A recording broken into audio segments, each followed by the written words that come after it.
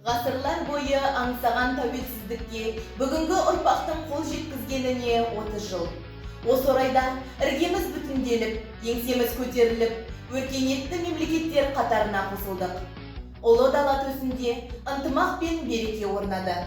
Мен Серубай Әйгерім Қанатқызы, тәуелсіздіктің құрдасы ретінде баршаңызды қастерлі тәуелсіздігіміздің мерейтойымен құттықтаймын.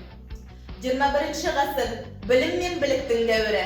Әр адам өзін үздіксіз жетілдіріп, білім мен ғылымды игеріп, заман ағымына қарай бейімделіп, бәсекелестік қабілетіміз артып келеді.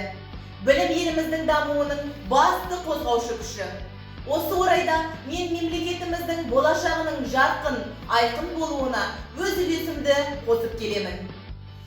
Бүгінгі таңда еліміздің жарқын болашағы жастардың қолында деген ұстанымымен мемлекет тарапынан жастарға көп көмек қолдау көрсетілуде.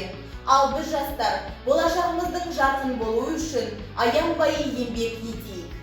Президентіміз Қасым-Жомарт Тоқаевтың тәуелсіз ел болу, оны жариялаумен немесе мемлекеттің іргетасын қалаумен шектелмейді. Тәуелсіздік күнделікті еңбекпен мәңгі жалғасады. Біз қуатты, тәуелсіз мемлекетімізбен ғана ұлт ретінде жер бетінде сақталамыз деген сөздерін жадымызға мәңгі ұстауымыз керек. Еліміз үшін аянбай тер төгіп, патриоттық рухымыз асқақтай берсін. Тәуелсіздіктің тұғырын берік етіп, келешегін кемел ету әрқайсымыздың міндетіміз деп білемін.